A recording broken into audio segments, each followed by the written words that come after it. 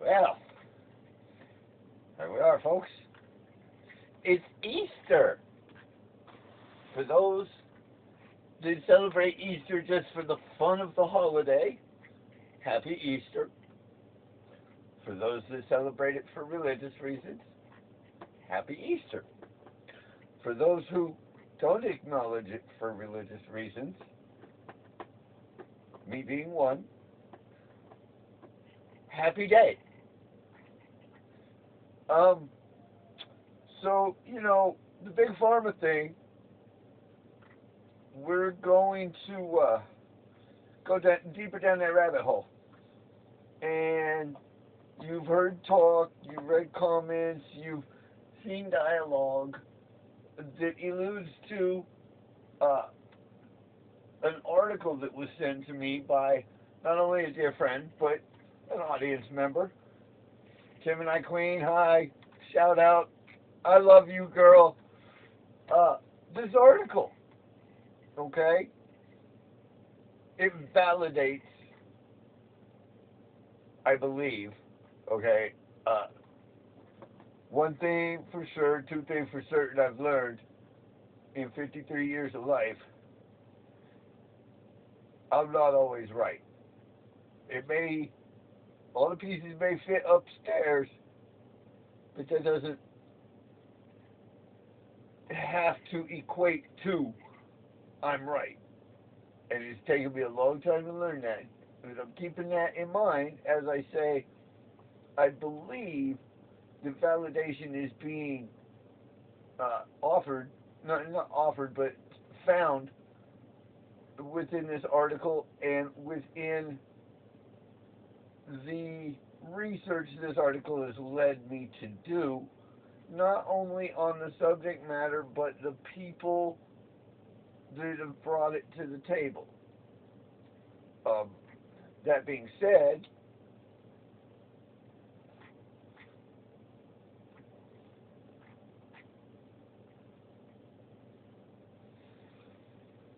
I'd like to read this article to you because we're definitely going to dissect it and tear it apart. You have to forgive me. It's a terrible habit of mine. I need glasses horribly, and I know this, and I have them, but I never wear them. I'm trying to change that. But let's discuss this article. It's from the New York Times.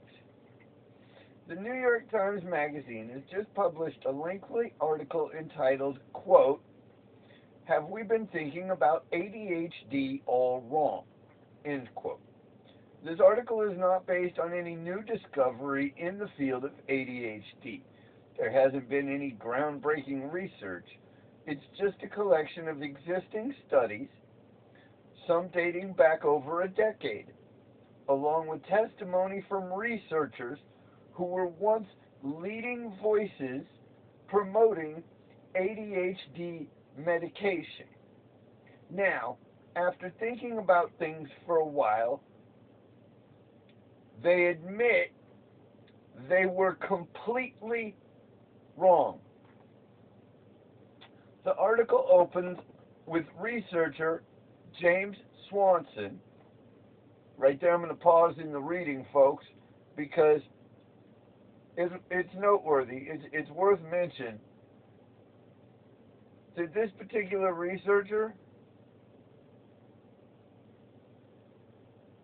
is someone that I'm going to be reaching out to, whether it be through my content or in another format. I intend to talk to this man. And I hadn't thought about this until right now. Some of my best ideas come on the fly. I'm going to invite him to be a guest on Juggalo Behind the Couch. That being said, let me get back to reading, because it's about to get good, folks. I suggest you sit down. The article opens with researcher James Swanson, who conducted a famous 1990s experiment tracking 3 groups of students. One received drugs for ADHD. One received behavioral training, no drugs. And one received no treatment whatsoever. After a year, the Ritalin group, or the group that received drugs, Ritalin, yeah, big pharma, that's one that we could just call your Achilles heel right there. The Ritalin group seemed to perform better, and this was sold as proof that the drug works and ADHD is real. Swanson and others became highly paid pharma consultants. Now, pause in the reading. The devil is in the details, folks. Highly paid pharma consultants. Now, you've heard me ask this question. You've heard me talk about this theory. You have 2 entities. On the one hand, you've got the mental health industry. On the other hand, you have Big Pharma. These are 2 separate entities. They are not... They're let's call them church and state. That's how much they really shouldn't have to do with one another. So when you have Big Pharma funding highly paid pharma consultants, you can't make this shit up, folks.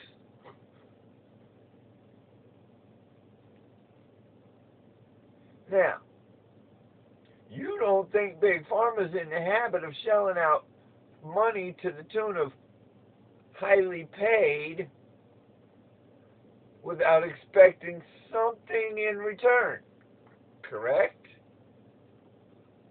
Well, folks, what do you think that fucking something was and is?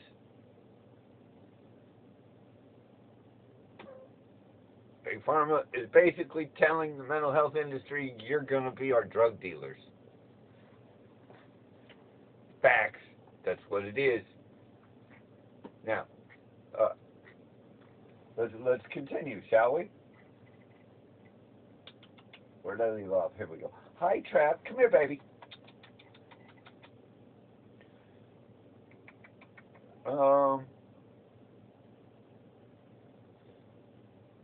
Sorry. I lost my place. They became highly paid Big Pharma consultants.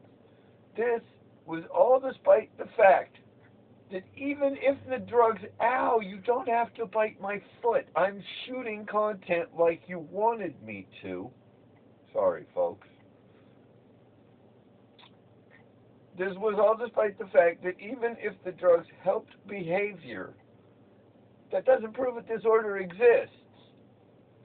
Steroids improve athletic performance, but that doesn't mean lack of athletic skill is a disorder.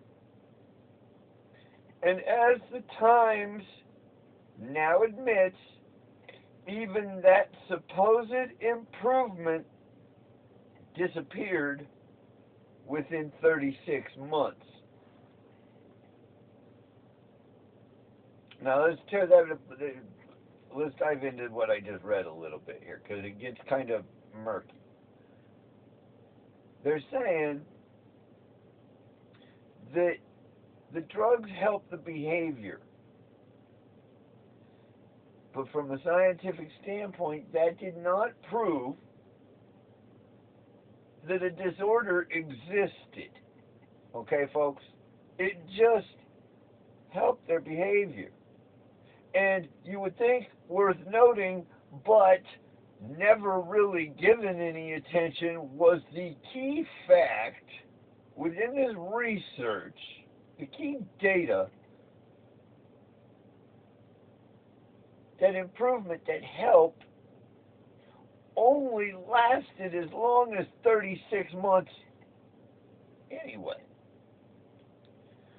When all groups showed the same symptoms. Swanson, now 80, and folks, I want you to pay attention to this, openly admits the narrative was false. Notice he did not say it was wrong. The research was not wrong. The findings, the data collected were not wrong.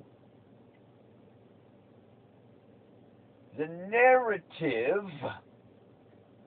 was false. They lied. He's 80 years old and he is now admitting, as the prominent, dominant researcher in the field, the narrative was a lie.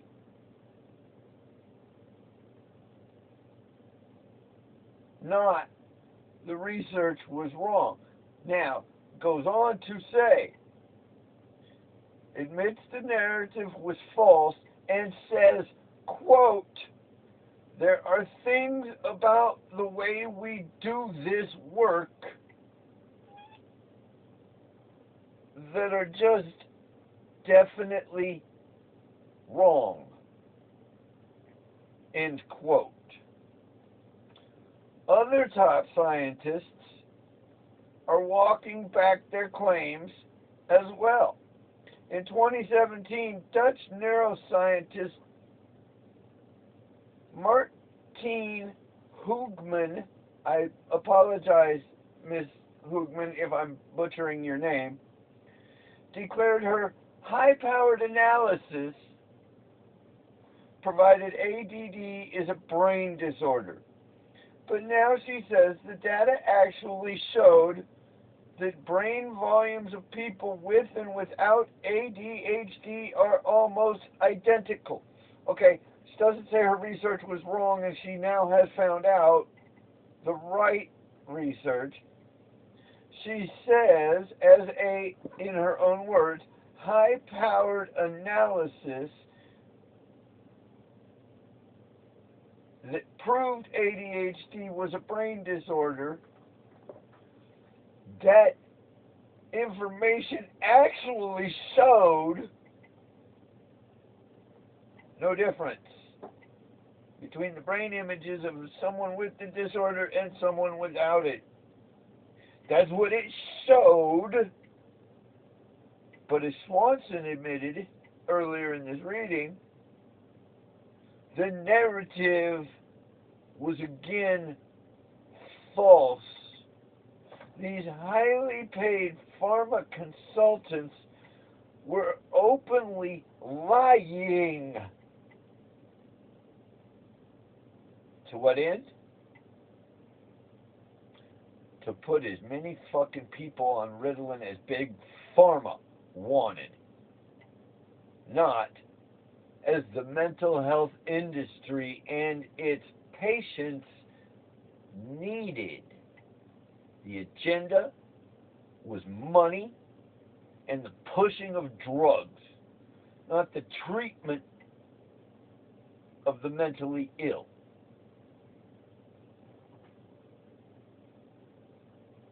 And it continues to say, so the researchers once held up as proof that ADHD is real are now disowning their own studies. They're disowning them. They're not saying we were wrong. They are saying we want no fucking part of this because we lied and we're tired of it. They had an epiphany at some point in time, obviously. I don't know what it looked like for them, but I'm telling these researchers right now, I find it, damn, that's a weird glare. I find it really odd that me, a layperson in this picture, nothing more than, let's be real, and I'm not firing no shots at y'all, and I'm not being egotistical in any way, shape, or form. I'm just keeping it real. I am a product of your false narrative. Facts. I was a Ritalin child, locked up in facilities rather than being able to go to public fucking school and have a normal life. I am a product of your false narrative. I have always known the truth. I'm always looking for ways to expose the truth. This article is that. That's my holy grail. That's my Moby Dick. You're my whale. And I'm reaching out to you because I want to talk. Folks, I got to wrap this up for now. It's Easter. I don't want to keep you long. Got a lot of eggs to find for them kiddos. But I wanted to take some time to get at this article. There's going to be much, much more to come. I promise you. This rabbit hole is going to be deep, and I am officially inviting both of the researchers I mentioned in this content. Talk to me. Call it an interview if you want to. I ain't the press or nothing, but in this day and age of social media and content creators, I guess that's what it is. I would like to interview you. You obviously want your word out. You want your message out. There are many, many vehicles to do that. And again, this is not my ego talking. This is just reality as a product of y'all's false narrative and your financial bed partnering and pushing Big Pharma's drugs on me. Y'all owe me at least that. If y'all trying to do the right thing, think of this as part of doing the right thing.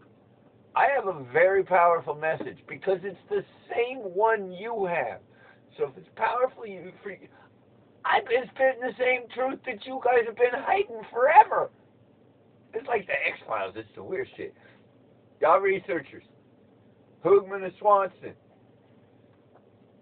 I got your emails. I'm going to email you. I want you on Juggalo Behind the Couch. It's official. Peace, y'all.